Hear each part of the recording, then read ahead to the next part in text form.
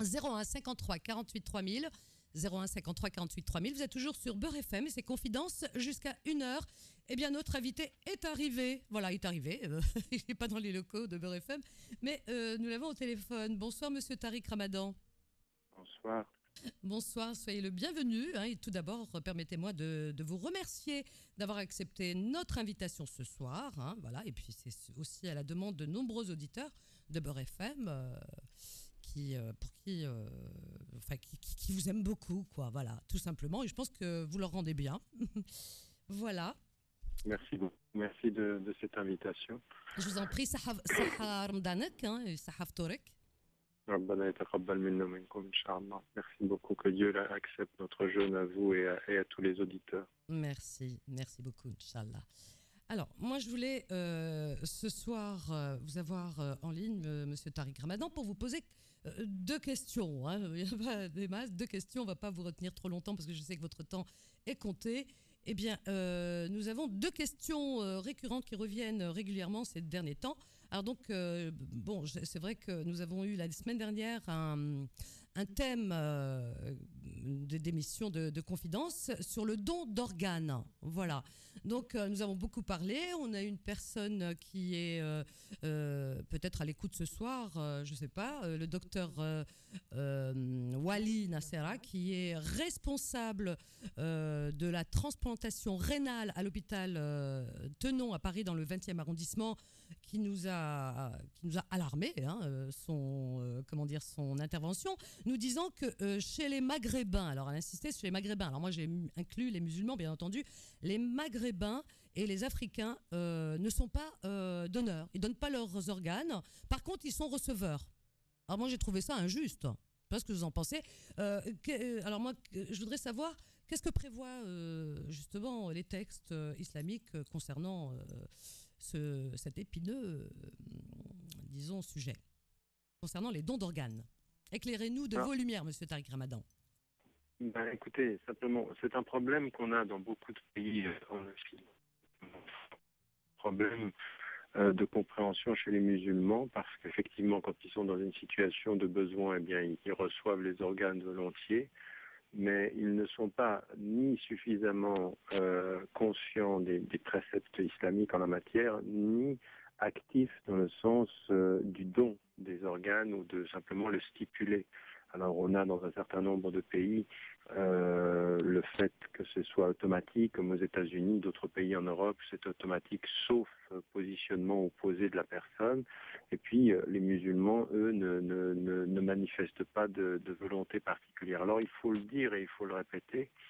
Dans tout ce qui concerne l'éthique musulmane en matière de médicale et en matière bioéthique, on est très très très avancé en la matière. C'est peut-être le domaine dans lequel les savants à l'époque contemporaine, sur les 35 dernières années, ont le plus avancé et ont le plus proposé de positions extrêmement intéressantes. Alors la position majoritaire aujourd'hui, toute tradition confondue, c'est-à-dire sunnite, chiite, et dans les 4 écoles, voire les 5 écoles majoritaires qui existent dans la tradition sunnite, la position fondamentale, c'est que le don d'organes est permis.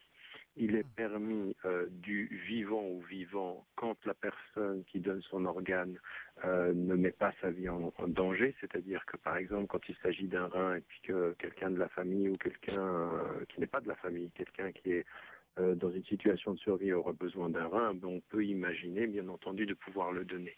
Donc la clause ici et la condition, c'est du vivant au vivant, que celui qui donne quand il est vivant ne soit pas en situation de mettre sa vie en danger, donc il peut vivre normalement et permettre à une autre personne de survivre. Du mort au vivant, c'est aussi ça. Quelque chose qui est permis, en l'occurrence. Alors, excusez-moi. Alors, donc, je vais vous faire répéter parce que vraiment, ça le mérite d'être bien écouté là ce soir. Donc, d'une personne qui est décédée à une personne dont on sauverait la vie, qui est en vie, c'est licite, c'est permis par. Donc, c'est licite. La seule limite qui a été donnée par les savants, c'est d'éviter tout ce qui est lié aux organes de reproduction, c'est-à-dire à tout ce qui pourrait, en l'occurrence, faire transmettre le patrimoine génétique de la personne décédée. Or, ceci, tout, absolument tout, et tout ce qui peut permettre la survie d'une personne vivante, parce que le principe en islam, c'est que la vie a priorité sur la mort, que quand le corps, quand la personne est décédée, il reste un corps. Alors effectivement, il y a certains courants minoritaires et certaines écoles minoritaires qui mettent en évidence qu'il ne faut pas toucher au corps une fois qu'il est décédé. Alors c'est vrai pour tout ce qui va concerner l'hygiène ou autre, mais par contre, le fait de pouvoir prendre des organes, c'est tout à fait permis. Ce qui est attendu, et c'est là où ça devient important pour nous, en particulier dans le cadre des législations européennes ou internationales, c'est qu'il faut que la personne manifeste sa volonté ou son accord sur le fait que les organes puissent être prélevés pour des personnes en vie. Donc il faut qu'elle l'exprime. Si elle n'a pas exprimé, c'est-à-dire qu'on n'a qu'un seul silence, il appartiendra à la famille À la proche. famille. Et si la famille suspend son jugement, il appartiendra au médecin, dans les circonstances tout à fait particulières, de prendre la décision ou à l'autorité religieuse locale, donc avec les médecins en l'occurrence. Donc on a toutes ces clauses-là existent. Tout ceci est un travail qui a été fait malheureusement peu connu des musulmans. L'autre condition qu'il faut mettre en évidence et qui a été énormément débattue, parce que ça c'est aussi pour les relations nord-sud, c'est que la majorité des savants ont également, alors nous on a travaillé là-dessus dans le cadre de nos conseils d'éthique, c'est que la position était qu'on ne doit pas accepter le commerce, c'est-à-dire que soit pour la personne du vivant ou vivant, soit pour la personne qui est morte, ce sont des dons d'organes dont il s'agit, ça n'est pas une vente d'organes, parce que si on entrait dans cette perspective-là, on alimenterait un espèce de commerce dans les rapports nord-sud, riche-pauvre, le tourisme médical qui est tout à fait malvenu. Voilà, donc il faut que les gens l'entendent, il faut que les Français de confession musulmane qui vous entendent, voire même ceux qui de l'autre côté de la Méditerranée vous entendent, comprennent bien qu'aujourd'hui il ne faut pas que les musulmans soient passifs et acceptent les dons d'organes quand ils en ont besoin et qu'ils disparaissent quand on a besoin de les leurs. Il faut qu'ils s'aillent dans les deux sens, c'est un don, c'est une contribution et donc il faut manifester le fait que si notre mort peut sauver des vies, eh bien ce sera tout à notre honneur et des hasanats qui sont des rétributions. Voilà, des hasanats, c'est bien dit parce que c'est vrai que il y a une espèce, enfin, d'incohérence parce que tout le monde y va un petit peu disons, de son petit savoir entre guillemets. Et dernièrement, d'ailleurs, lors de cette émission, hein, qui a fait beaucoup de bruit, hein, le standard a été explosif. Eh bien, nous avons eu un témoignage d'une personne qui disait que il était hors question de question qu'elle donne un organe, etc. Mais par contre, enfin, moi, je l'ai un petit peu bousculé en lui disant, mais si votre enfant se trouvait dans une telle situation et donc de danger de mort, que feriez-vous si on vous proposait un organe? Et là, il a eu un petit temps de silence. Il m'a répondu en me disant, ah oui, dans ce cas, oui, bien sûr, j'accepterais. Alors moi, j'ai trouvé ça un peu injuste. Voyez-vous, c'est pour ça que voilà, j'ai fait appel à vous ce soir. Et c'est très bien d'avoir remis les choses dans leur contexte. Je voulais aussi vous poser la question donc, concernant tout autre sujet, c'est la peine de mort. Voilà, quelle est votre position là-dessus? Enfin, la position, disons, surtout des textes islamiques sur la peine de mort. Parce que, bon, moi j'ai été un petit peu bousculée par un intervenant à l'antenne, Méziane, justement, s'il est à l'écoute, et qui m'a posé une question qui m'a laissé sans réponse, bien sûr, et qui disait que chez les musulmans, eh bien, puisqu'on prône la vie dans l'islam, etc., la peine de mort, disons en toute logique, doit être interdite. Alors moi, dans un premier temps, j'ai dit oui. Et puis après, avec réflexion, je me suis rattrapée en disant, enfin contredite carrément, en disant que non, puisque j'ai entendu déjà dire que j'ai entendu parler de lapidation, dans certaines contrées, comment dire, de pendaison et de têtes coupées au sabre. Donc, est-ce que ça, c'est dans l'islam, dans les textes, ou est-ce que c'est juste les pays, les nations qui le pratiquent sans pour autant se référer au texte? Non, il faut que, là aussi, pour tout ce qui concerne ce qu'on appelle les hudud, c'est-à-dire ce qui est lié au code pénal musulman, on a de ce point de vue-là à clarifier les choses. Parce qu'il y a une chose il faut d'abord qu'on s'en tienne à ce que disent les textes, puis ensuite qu'on s'en tienne à ce que les textes nous disent quant aux conditions d'application de ces peines-là. Nul ne peut aujourd'hui nier le fait.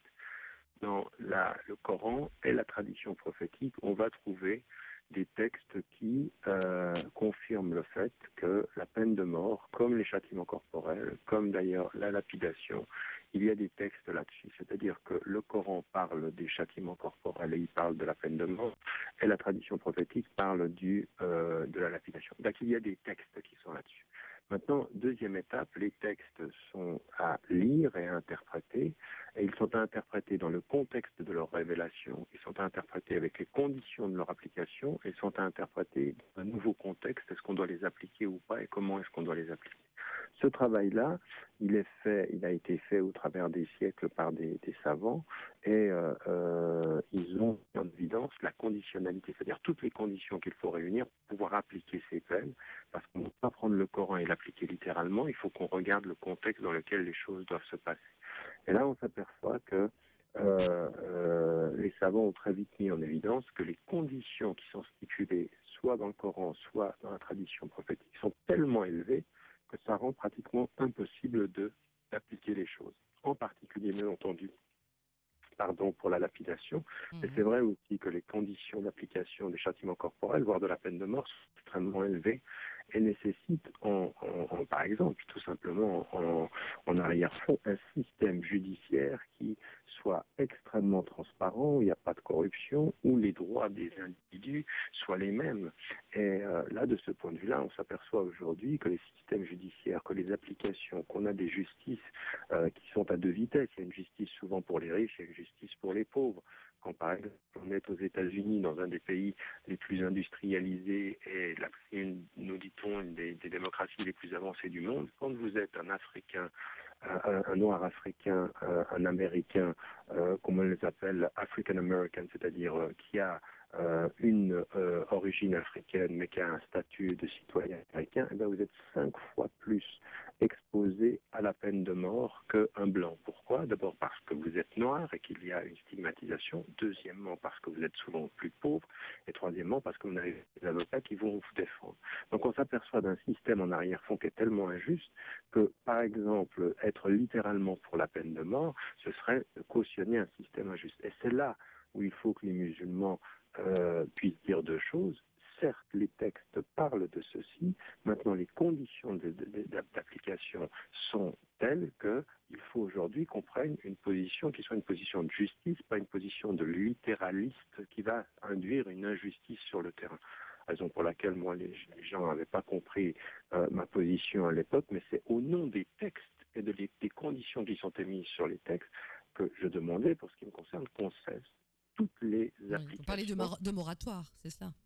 Du moratoire qui était arrêter la lapidation, mais arrêter les châtiments corporels et arrêter la peine de mort. Alors quand j'étais aux États-Unis, il y a quelques années, il y a une quinzaine d'années, j'étais intervenu et j'avais choqué l'auditoire musulman en disant que si j'étais américain et que je vivais dans ce pays, je serais contre la peine de mort. Et il y en a qui sont venus me dire, oui, non, mais dans les textes, la peine de mort, l'islam soutient. Je dis, oui, non, mais l'islam fait référence à la peine de mort, mais exige des conditions qui sont telles qu'aujourd'hui, quand vous êtes aux États-Unis, si vous êtes pour la peine de mort, vous cautionnez un système judiciaire fondamentalement injuste. Donc il ne faut pas aller dans ce sens-là.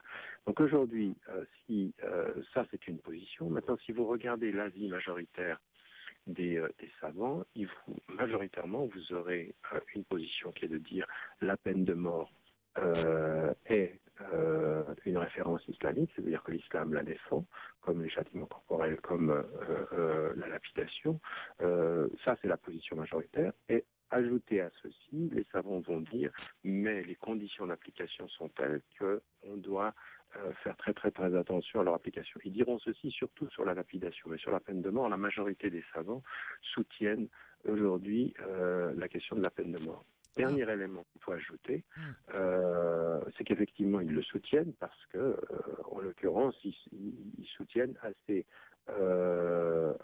directement le fait que c'est islamique et ils sont beaucoup moins stricts sur la condition d'application.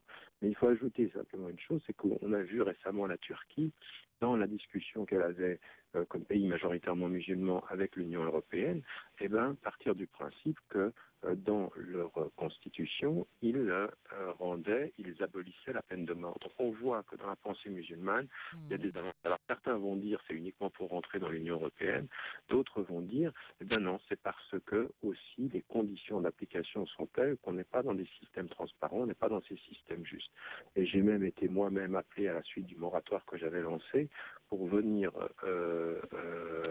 au Pakistan soutenir l'idée d'un moratoire sur la peine de mort, c'est-à-dire l'idée qu'on ne l'applique pas parce qu'aujourd'hui les conditions ne sont pas liées. Alors, le résumé de tout ceci, c'est de dire, certes, il y a des textes qui en parlent, mais ils sont liés à des conditions qui exigent transparence, justice et égalité devant la loi, ce qui est loin d'être le cas dans n'importe quelle société. J'aimerais qu'on me dise une société aujourd'hui très industrialisée ou peu industrialisée ou en voie de développement, où le système est transparent et surtout protège l'égalité des citoyens. Aujourd'hui, ça n'est pas le cas parce que nos systèmes de défense, avec des avocats extrêmement chers, cela fait en sorte que finalement on n'est pas traité égalitairement devant la loi et qu'il faut toujours, et ça c'est aussi une chose qui est importante, le doute systématiquement en islam doit être au bénéfice de la victime, jamais le contraire. Et qu'aujourd'hui, le doute, il est surtout, il protège beaucoup les riches,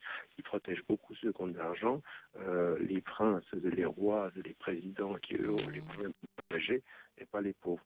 Donc, dans ces circonstances-là, il vaut mieux avoir une position de principe qui est de dire, ça n'est pas possible de l'appliquer aujourd'hui, même pour des situations, encore une fois, là je terminerai sur ce point, même sur des situations, par exemple, on a vu en direct la mort de Saddam Hussein ou la mort de Kadhafi. Oui. Ces deux individus qui étaient à la tête d'État étaient des tyrans. Ils ont tué, ils ont appliqué eux-mêmes des exécutions sommaires. Mais eux ne sont pas nos maîtres, c'est pas eux qui vont nous enseigner la dignité humaine. Eux ont été indignes dans leur façon de vivre et de tuer. Mais la façon dont on les a tués ne peut pas et ne devrait pas être indigne. La peine de mort telle qu'elle a été appliquée à Saddam Hussein, qui était un tyran, ne lui a pas donné la possibilité de se défendre, ne lui a pas donné la possibilité d'être une justice qui était une justice transparente. Et donc, même si c'est un tyran, même si c'est un homme qui n'avait aucune dignité vis-à-vis même de nos victimes, il faut que nous, de notre côté, nous gardions la dignité de notre côté et que nous ne suivions pas les indignes dans leur façon de faire.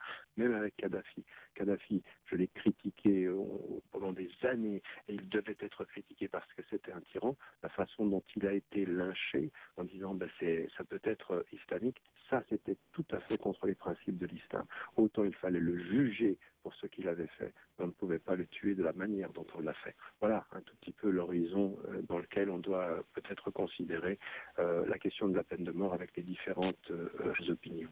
Ah ben c'est bien dit tout ça, en tout cas c'est très bien expliqué. Écoutez, je vous remercie Monsieur Tariq Ramadan de nous avoir concerné un peu de votre temps, si précieux, je le sais. Donc ce soir dans Confidence sur Beurre FM. Et il ne me reste plus qu'à vous souhaiter un très bon Ramadan pour la suite. Voilà, pour votre infiniment à vous et à tous vos auditeurs. Bon Ramadan à tous et bonne soirée. Bonne fin de soirée. C'est très gentil. À bientôt. Bonne soirée. Au revoir. Confidence spéciale Ramadan, Vanessa jusqu'à 1h.